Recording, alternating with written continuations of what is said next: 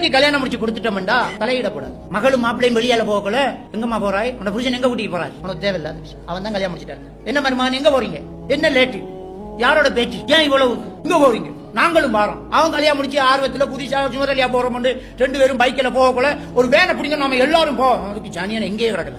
அவன் எண்ணத்தை கனவுல மண்ணாளி தூவி போட்டு வேனை பிடிச்சிட்டு மாமியா மாமனார் மச்சின மரம் போனா அவனுக்கு பொண்டாட்டிய கண்ணாடிக்குள்ளலாம் பார்க்க ஏறும். பிரிச்சு வைக்காங்க, கல்யாணம் பண்ணி போட்டு பிரிச்சு வைக்காங்க. மகனுக்கு கல்யாணம் முடிச்சு போட்டு என்னடா எங்க போறாய், என்ன செய்யற, கல்யாணம் முடிச்சு கொடுத்து அவனை சுதந்திரமா வாழ. பறவைய அந்த தாயி பறக்க விடுது, போ பறக்க ஓடு. நாம மட்டும் எங்க போறாய், ஏன் லேட்டு, என்ன பேசுறாய், ஏன் இவ்வளவு நெருக்கம், ஏன் என்னாச்சு காசு என்ன. அவன் பொண்டாட்டி புருஷனோட போறான், ஒரு இடத்துல செலவா ஒரு 10,000 செலவழிப்பான், திண்டு விட்டு போயிருவான். இந்த நாளைக்கு தான், ஒரு மாசத்துக்கு தான் ஜாலியா இருக்க, கழிச்சிட்டு இருக்க விடுவோமே, போக விடுவோமே, எங்கன்னு கேட்காது.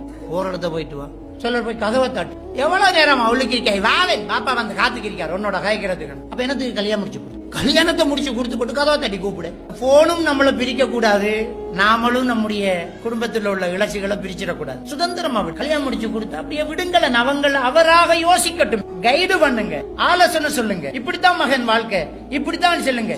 நம்பி மாதிரி போய் நடுவுல உட்கார்ந்துடாது. அதை சந்தோஷமா வாழ விடணும். ஹஸ்பண்ட் அண்ட் வைஃபுக்குள்ள நல்ல நெருக்கமான உறவு இருக்கும். அல்லாஹ் தஆலா திருக்குர்ஆன்ல கணவன் மனைவியை சொல்லும்போது ஹுன்ன லிபாசுல் லக்கும் வ அன்தும் லிபாசுல் லஹுன்னங்கறான்.